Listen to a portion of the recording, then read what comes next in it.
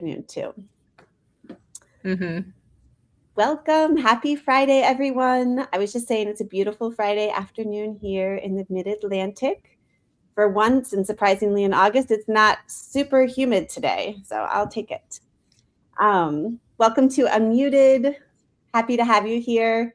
We have the amazing Savanah with us today. So excited you're here today with us, Savanah. Just to tell you a little bit about me and a little bit about Unmuted, if this is your first time, I'm Paige. I started the Unmuted platform as a space for others to learn about women that I meet through my work around the country. I was meeting a lot of amazing women doing lots of different work, and I realized that they don't know each other, or other folks who should know them don't know them. And so I wanted to create a space where they can share their amazing skills and gifts and talents with others who want to connect with them. So I created this platform for that. We are almost coming up to our 1-year anniversary for this podcast, which is really cool. So very excited for that. I'm Paige. I started Paige Capacity Builders in 2014, and I focus on social impact consulting and coaching work.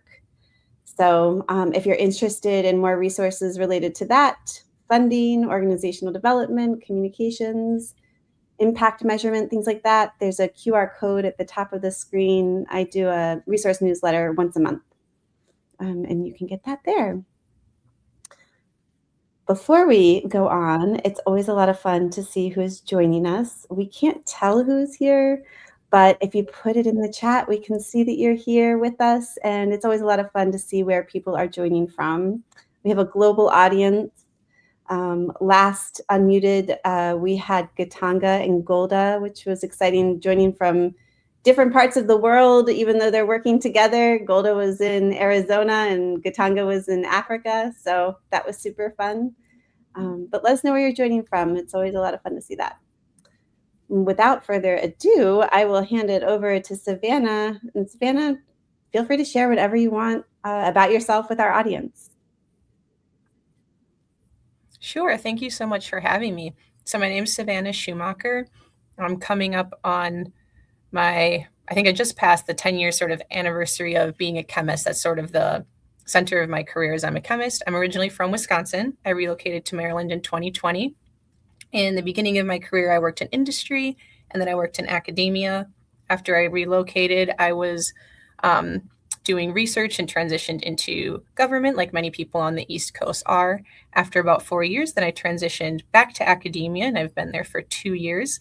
Outside of my sort of day job as a chemist, I've had entrepreneurial pursuits. I co-founded 8 Count Cosmetics, which is a brand of makeup designed for performing artists in mind. So my friend and I founded it together, and we brought our ideas all the way from conception to commercialization. So that's something that I work on in my free time and continue to grow. I'm also really passionate about volunteering, which is how Paige and I met. I'm currently the chapter vice chair for Women in Bio Capital Region. I serve as the chair of the Scientific Organizing Committee for the Practical Applications of NMR Industry Conference. And then I'm also part of the Washington Area Magnetic Resonance Association. And then I guess kind of the final piece of what I'm working on and what I'm interested in is I've always been doing social media for myself, for other organizations for many years. But over the last year, I started doing a bit of writing. So I'm coming up on the tail end of my time as a BioBuzz expert contributor. So I'm about to submit my 4th and final article to them. And then I also recently started writing for the Association of Women in Science, or AWIS magazine. So that's a little bit about me: chemistry, entrepreneurship, volunteering, and communication. I love it. All of the chemistry stuff, whenever I'm having conversations with the incredible women at the Women in Bio events, it's always so beyond me. I'm like, I have no idea. You guys are incredible. I'm like, I have no idea what you're talking about, but that is incredible. And you tell me in regular person terms. That's just, I love that. I love to, I knew that you had the cosmetics company. I didn't know that you started it with a friend. I also didn't know that it was specifically about the performing arts. Where does that connection come from? Yeah, so the origin of that is my friend and I met in high school at a performing arts sort of summer boarding school type of thing. And then we went on kind of our separate paths. He became a professional performer, toured all around the world on cruise ships and musicals, all that sort of stuff. And then I went into chemistry. And in the pandemic, we had downtime. Like everyone, we were on FaceTime and chatting for hours at a time. And we started discussing sort of the needs of performing artists for makeup specifically, because that was also when people were online and doing crazy tutorials at home and just, passing the time while still trying to be creative. And genuinely, a lot of practices that people traditionally use in the theater world or the dance world to create the dramatic looks on stage are not super safe, partly due to formulation issues or the lack of inclusivity in products for different skin tones and textures. And we started talking about the way he wanted to create new makeup products to look on the stage. And as we were talking about it, I was like, I'm a chemist, actually, I'm kind of coming up with ideas. And, this is a very tangible thing that we can do. And slowly, bit by bit, early mornings, late nights, weekends, in our free time outside of our careers, we developed the products and, the campaigns, all the artwork, website, all of that stuff in our free time. And we launched our 2 products in August of 2024. So we just celebrated our 2 years in business, and we've been a company for 6 years. And where can people find that? Where can they find you? Yeah, so our website is www.8countcosmetics.com. So the number 8. And then we're also 8 Count Cosmetics on Instagram, Facebook, and LinkedIn. You can find us. And these are, tell me about like the products. Are they, I don't want to put words out there. Yeah, so kind of our hero product or the main product, it's called the Original Palette. It's a set of 6 densely pigmented creams. The whole idea is that you don't need a lot in order to create the look. So you're not having to touch your face a whole bunch of times and rub and layer products and put a bunch of extra things in order to get the color that you want. But then you can also use them for a variety of purposes. So people are using this colorful palette for, face paint, things, Cirque du Soleil, sort of character work. But then also in real life too, it could be blush, eyeshadow, eyeliner, lipstick. It can be blended into pretty much anything that you want. And we were really strict about ingredient sourcing. So kind of on the tail end of our development, we worked with the University of Maryland Global Campus's Master of Science in Biotechnology Management students, and they helped us with regulatory considerations and supply chain and making sure that not only did it look the way we wanted, but that we had a good supply chain, everything was in place to make a good quality product, not just something that looked good, in front of the audience, but was also ethical and, intentional behind the scenes. And then the other kind of add-on product that we offer are our cool down wipes, which are makeup remover wipes or just overall refreshing wipes. They're infused with avocado and cucumber. So they're soothing, they're not irritating. You can take off the makeup or you can just refresh yourself. I love that. And I love that you involved students. So they got real life application. You're incredible, Savanah. I've learned so much about you just today in the past few minutes. I had no idea the actual deep connection that you have to teaching others. I think about the work behind the cosmetics, like your commitment to, good sourced ingredients that are good for people like that. Just incredible. I love this. And I knew you had the cosmetics company, but I had no idea the level of intention behind it. So that's incredible. Find her at 8 Count Cosmetics. Yes. Awesome. And I was also featured in the AWIS Summer of Science campaign this year. So there's a feature on the AWIS site where I kind of talk more about my journey with the brand, both as the entrepreneur and one of the founders, but also from the chemistry perspective too. Yeah. I know there's a few perspectives there. That's incredible. Well, if you're just joining us, let us know you're here. Let us know where you're joining from. It's always a lot of fun to see where people are tapping in from. Well, Savanah, let's dive into our questions, shall we? Sure. I've been asking everybody the same questions, which is a lot of fun because people come with so many different perspectives and experiences and from different backgrounds. Just thinking of all the things you just shared with us today. I'm so excited to ask you these questions.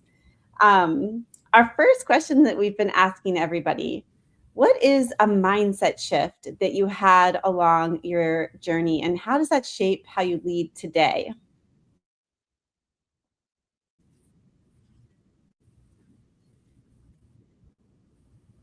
Oh, uh-oh, I think we're having a little bit of a glitch. Are you there? Oh, I see you now. Can you hear me, Savannah? Oop, I can hear you a little bit. Oh, you froze Oop, you hear now? again. Oh, I see you now. Are you there? Oh, you just unfroze for me. So, okay, great. Yes. I was gonna say I heard the question, but it was very like slow and drawn. But yeah, I would say kind of. But yeah, a big mindset shift for me, or something that I kind of realized works for me, is I think there's kind of two schools of thought. Some people suggest that when you're starting out, you come from a place of yes. And also, some people say don't say yes to everything. So it's kind of a little bit of contradicting advice, but both perspectives work for people. For me, the thing that's worked is coming from a place of yes, which I also think ties into the perspective of strike while the iron's hot. There's going to be times where what people are interested in shift, or what opportunities are available. They might not be available in the future. So for me, even if sometimes maybe, like I just described, I have a lot of different things going on right now, but that wasn't always the case in the past. And also, a lot of these certain roles, particularly leadership ones, are very temporary. So if there's a time when people want my perspective, and also I have the ideas and the motivation to do it, even if maybe it's a lot at once, I think it's important to do it while the opportunity is available, because it might not be there in the future. Yeah. Oh my goodness. That resonates with me so, so much, especially as an entrepreneur, right? Mm-hmm. And you miss an opportunity, it's like, darn it. Yeah, I like how you said strike while the iron's hot. How does that shape how you lead today? Yeah, I think with leadership too, it's kind of a similar perspective, particularly with being involved with organizations where I'm working with sort of sub teams of people, because they're going to have their own ideas and it's important to help them make those visions come to reality. Most organizations, particularly in the scientific community, again, you have those sort of fixed timelines for when people are going to be involved. They rotate through different levels of leadership, or they move to different committees. That way there's always fresh perspective. So you don't want to, tell someone, hey, let's do that, a year from now, or, oh, we're too busy right now. It's important to make sure that everyone's motivation come to fruition, but then also balancing it so that people aren't burnt out, particularly when you're working with volunteers, because everyone's choosing to be there. And so that's a really important thing to consider. Mm-hmm, mm-hmm. Yeah, that's a good point you make in volunteerism, specifically around being a leader of volunteers. Yes, absolutely. Love that. A lot of different perspectives there. I also just thinking about what you shared related to your cosmetic business, um, or what you shared earlier about employment opportunities, and if you weren't open to saying yes, the things that could get missed. Yeah. Mm-hmm. Yeah, again, just thinking about where it could lead, evaluating from all perspectives. And you're not going to say yes to everything, because some things genuinely aren't a good fit. It might be too much on your plate, and it's okay to say no to things. You should never say yes to everything just because it's offered to you, but don't not say yes because you're kind of concerned about saying yes to too many things. Just it's being Mhm. intentional, but maybe just from a different lens. I like that, being intentional, because yeah, you can overwhelm yourself. All right, Mm-hmm. our next question. What is a risk that you took along your leadership journey, and what gave you the courage to do that? Yeah, we were kind of talking about this before we went live, but a big risk that I took was in 2020. I relocated from Wisconsin to Maryland to further my career. There was a job opportunity that I saw online. It was to get into a more um, subspecialty of analytical chemistry that I'd been thinking about. It was at an institution that I had always wanted to work at, but it was in the middle of the pandemic. So things were very different. Everything was shut down. It was coming into a new role in a new state halfway across the country, with kind of not the normal onboarding experience. And additionally, my first day at that job was my 1 year wedding anniversary. So my husband pretty much helped move me out to Maryland, and then went back to Wisconsin because he wasn't able to move out to Maryland with me quite yet. So we lived apart for 8 months, was balancing very limited social interactions, very limited interactions with people at work, just because it was still late 2020. And so that was a very different time to try to further your career when you're having almost no interactions with anybody, but it ended up paying off in the long run. Yeah. What gave you the courage to do that? I mean, there was a lot going on there. You had like a health pandemic, you're newly married, you moved across the country, not like to the next town. You started a new like career trajectory in a new place. What gave you the courage to do all of that? I think it was largely a combination of having a good support system, but then also being in a really good, confident spot at that stage in my early career. Again, like I said, my husband helped move me. He was very supportive. I had just started working on the entrepreneurship and 8-count project with my business partner. So, like, my creative juices were flowing. I had a very good support system at my previous job. My boss at the time was encouraging me to kind of spread my wings and take things to the next level. So I all around had a good emotional support system. But then also when you're sort of in the zone in any sort of profession, scientifically, from a chemistry perspective, just being in a really good space and having the confidence to do so. So kind of, again, striking while the iron's hot, all of the factors lined up well at the same time. And so it didn't feel difficult at the time, even though looking back, I'm like, that was a very kind of overwhelming thing to do. Like there would be days or weeks where I wouldn't interact with any person. Like I'd go be in the lab by myself, or I'd be working from home for many days. And it didn't seem like that weird or difficult at the time, just because I was in such a good creative headspace and I was really focused on the work at hand and not sort of everything else around me that was maybe unusual. Yeah. There's something, I mean, just so simple that stuck with me though. It's incredible what support and what good support can really do for a person. Just sharing like how you look in retrospect, my goodness, that was like so much to undertake all at once. But having that support system didn't make it feel so daunting in the moment. I just think of so many different scenarios for people. And we can be so hard on ourselves too, right? And it's almost giving yourself a little bit of grace of like, I don't have that strong support system, so this is going to feel more difficult. Or I do have a really strong support system, so this thing that feels daunting, no, I can do it. I know I can do this because I have strong people, or people supporting me or believing in me. So yeah, there's a lot of power in that.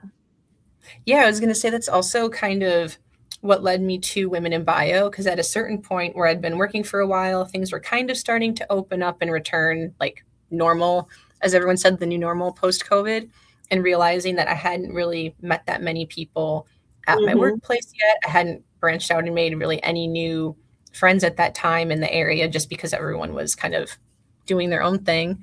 And so I just went online and I was looking for like women's social groups and also scientific meetups.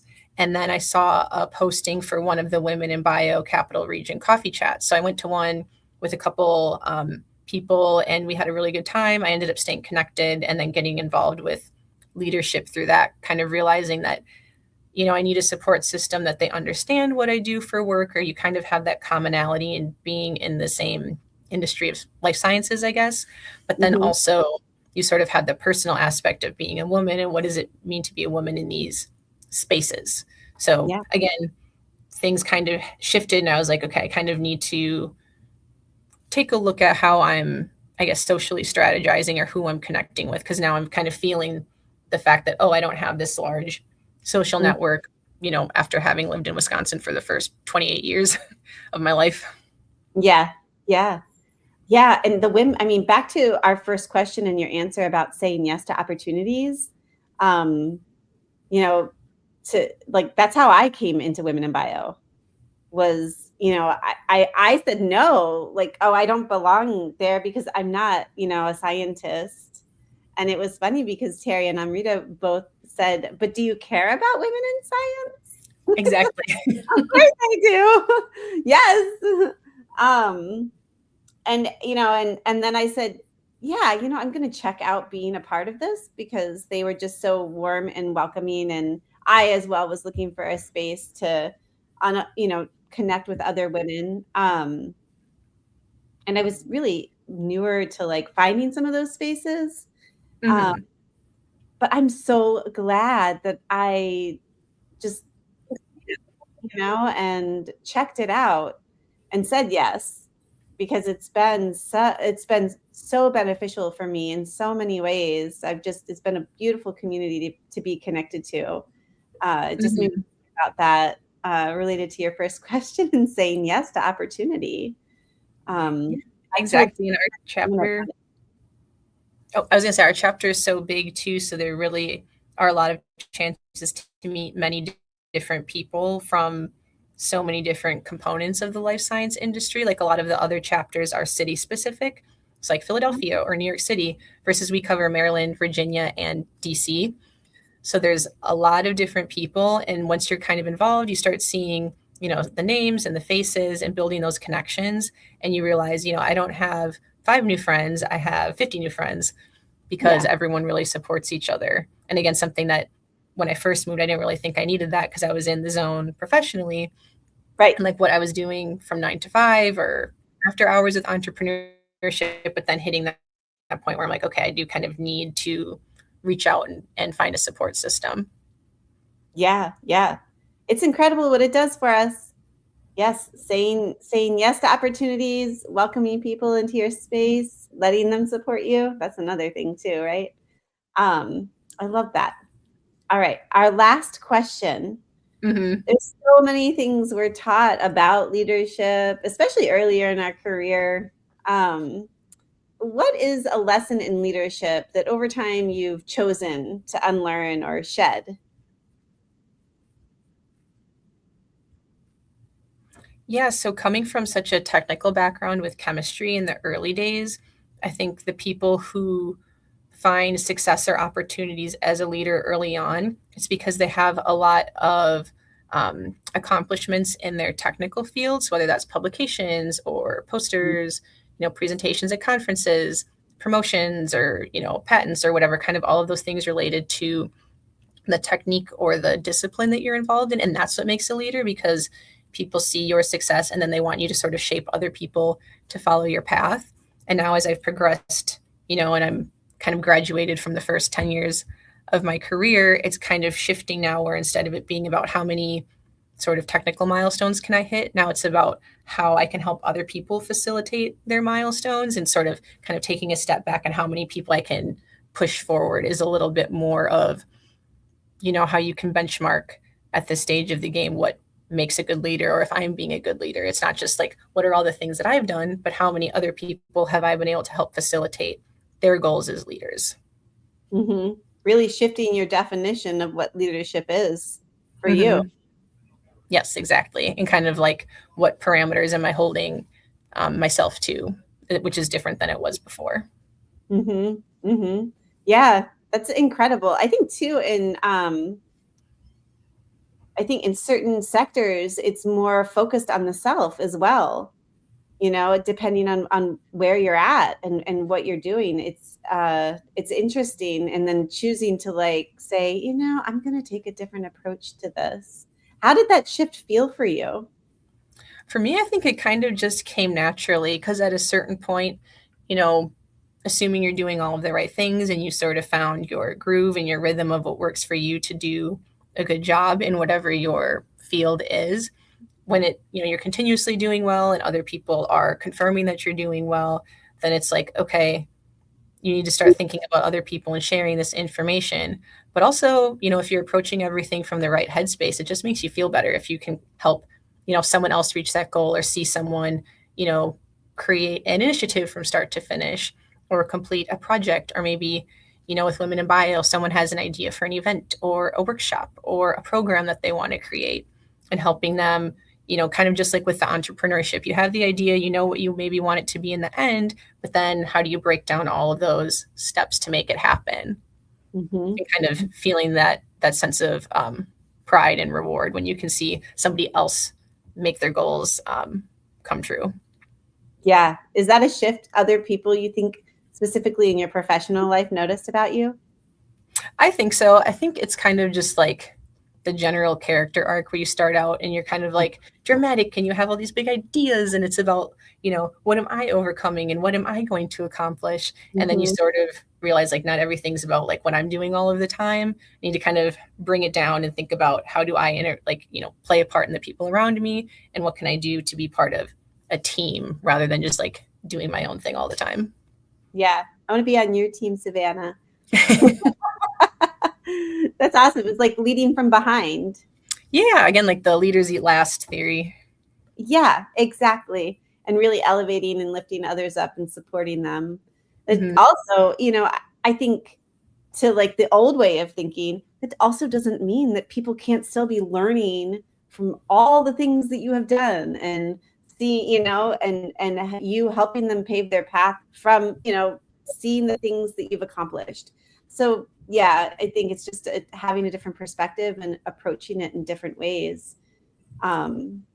Yeah, I think a lot of it too is just like regular life maturity that's not specific to science or being a woman in science. It's just, the way you approach your life when you're 24 versus 34 is very different because you've matured, hopefully, and kind of taken it to the next step. And, what do I want my social interactions to look like? What do I want my professional interactions to look like? But also when you're first starting out, you do really kind of need to have that tunnel vision, have your eye on the prize in order to get to where you're trying to go. And then from there, you can take a step back and again, start thinking about more big picture stuff and not just trying to stay on the train tracks. Yeah, that goes in well with your volunteerism too. I mean, it all makes sense. It all aligns with your track. I love that. I bet your parents are so proud. I love that. I really appreciate this conversation, Savanah. This has just been incredible. I love hearing about your leadership journey, all of the twists and turns, all of the amazing things that you've done. I still am like sitting with the cosmetics and the intentionality behind that. Again, if you weren't here for the beginning of the conversation, Savanah has co-founded a cosmetics company, 8 Count, and it's very intentionally done. In fact, she did it in partnership with University of Maryland students to do some of the market research or testing product research type stuff, which is still blowing my mind. I love that. When I was in a nonprofit, we partnered with University of Baltimore's program, which I don't think exists anymore. It was around social entrepreneurship. And we were working on a big project around training and technical assistance in health and human services. And so we had the students help us really figure out, what does that infrastructure look like? How should this be shaped?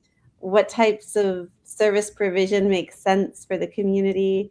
And we used the things that they developed and created. And it was really exciting for them to be a part of a project that was actually going to, be launched in community in real time and was their work. So I imagine that those students were immensely excited and probably always tell their families of that. Yeah, I remember one of the students, I recognized the name when I received an order. And then he posted about it on LinkedIn and had it like next to his diploma, our original palette next to his diploma, and kind of talked a little bit about his experience working with us. And again, having someone who was a student be a part of a product that now reached the market, I think in such like a short time period from when he worked on it, that was really exciting to see. And again, kind of take a step back and not just, oh, we got this scope of work done and we checked these things off of our pre-launch to-do list, but actually somebody, got this well-rounded experience. They got, a grade in exchange for their work. It wasn't like some unpaid opportunity or something. Like there was a fair connection in that way. And then now just seeing them get to have that in their hand because they were part of the process too. That's incredible. I love that. This is incredible. I wish that we had another 30 minutes to hear more about all of this, but folks, check her out on LinkedIn. Go to 8 Count. Check that out. You said Instagram. Yeah, we're on Instagram, Facebook, and LinkedIn for 8 Count Cosmetics. And our website is 8countcosmetics.com, the number 8. That's amazing. And just like all the chemistry stuff again, way over my head. but we need you, so thank you. Thank you for joining us today for another episode of Unmuted. Find Savanah, connect with her, learn more about the amazing work she's doing in the Capital Region in the sciences and for women in the sciences. And thank you again, Savanah. Thank you so much.